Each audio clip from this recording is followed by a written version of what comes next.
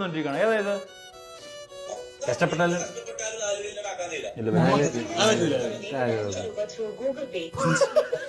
$5 5 രൂപ കൊടുത്താൽ മതിയടാ. 5 രൂപ കൊടുത്താൽ കളിക്കാൻ പോകുന്ന വാണം.